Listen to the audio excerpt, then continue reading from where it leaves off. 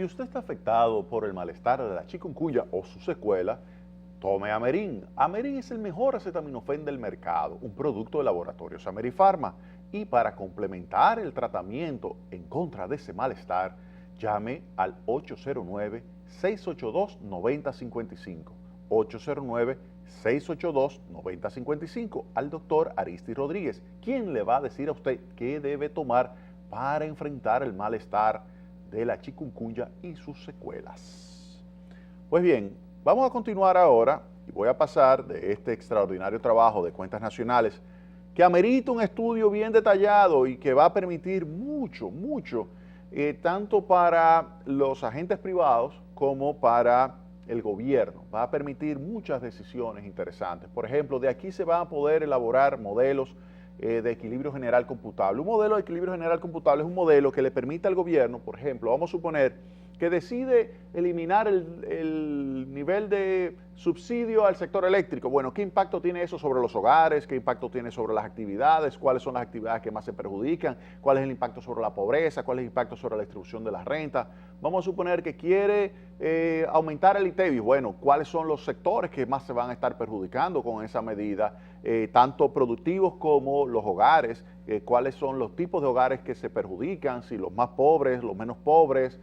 Si quiere, por ejemplo, establecer un impuesto a la placa de los vehículos, cuál es el que más se perjudica, y si quiere establecer un subsidio, un esquema de transferencias condicionadas como la que tiene montado y que ha estado pues manejándose a través de la riquísima base de datos de información y capacidad analítica del SIUBEN.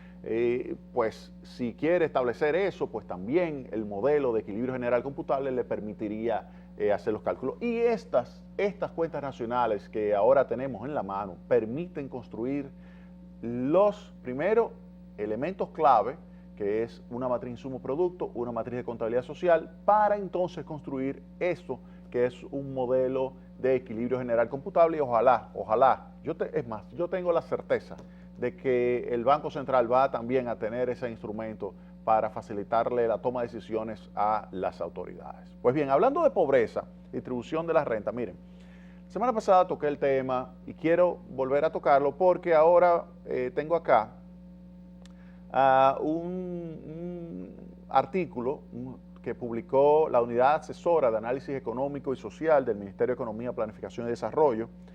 Es el tópico de coyuntura 6, y lo escribió el doctor Antonio Morillo Pérez, donde él hace el análisis de la pobreza. Ahí está la pobreza monetaria en la República Dominicana. Y yo le voy a decir algunos elementos de esto. Mira, hay una gran discusión de si esto que está acá, que es la variación de la pobreza, de cómo es posible que la pobreza se haya reducido, y se lo voy a poner ahí bien grandecito, de 41.8 a 36.2.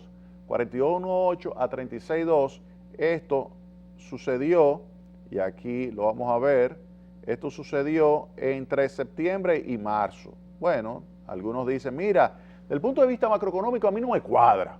Del punto de vista del crecimiento del ingreso medido a través de un aumento del Producto Interno Bruto, eso no es suficiente para crear el empleo suficiente para poder mejorar la calidad de vida en la magnitud que se requiere para reducir la pobreza. Hay quienes señalan que por lo tanto es incompatible esto con los indicadores macro.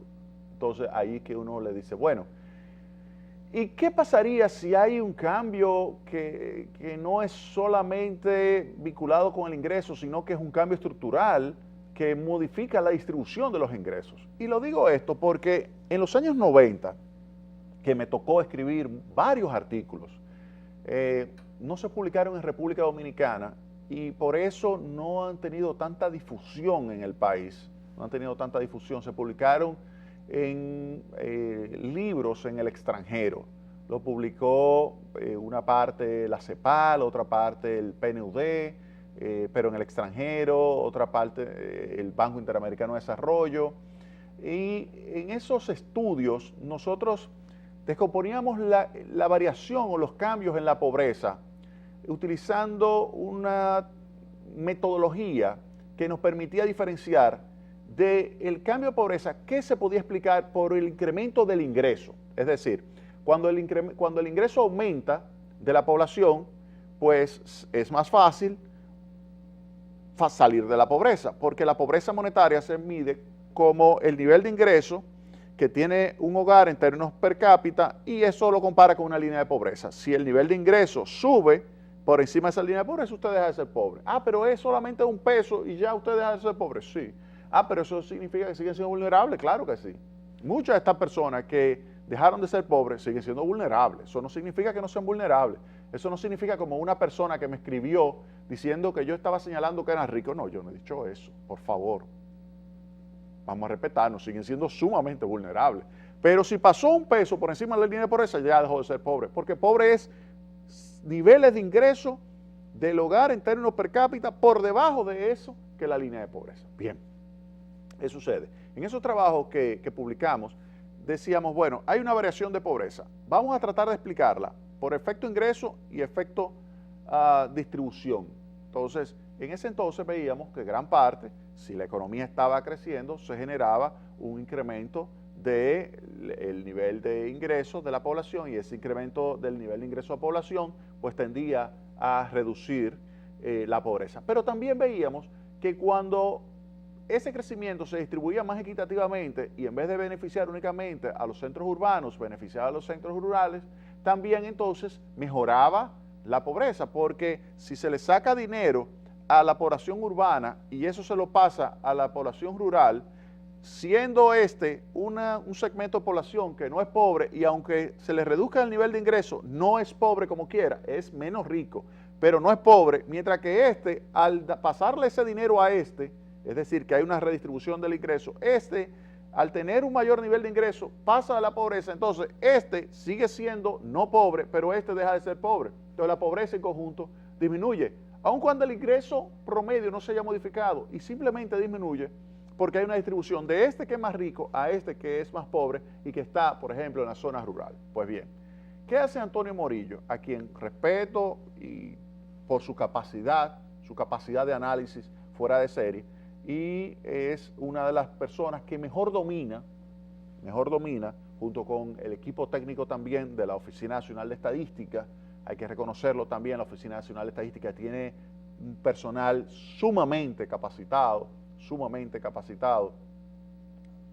Allí hay personas bien capacitadas que también hacen trabajos bien sofisticados con relación a lo que es la evolución de la pobreza, y que también se merece todo nuestro respeto. Pues Morillo hace lo siguiente: él calcula, primero, bueno, mira aquí el porcentaje de pobreza, ve cómo va cambiando, y fíjate que hay una caída importante ahí en el periodo 2014, y entonces ahí es que viene la pregunta, bueno, ¿a qué se puede explicar esto? Esa caída que se ve ahí al final de la serie, esa caída de la pobreza, ¿por qué se puede estar explicando? Entonces Morillo utiliza la metodología que nosotros utilizamos en los años 90, y entonces en base a esa metodología hace esta descomposición. Miren aquí, esta es la descomposición del cambio en la tasa de pobreza general utilizando los efectos o componentes crecimiento y distribución entre marzo de 2013 a marzo de 2014. Miren, entre marzo de 2013 y marzo de 2014, la pobreza disminuyó en 4.4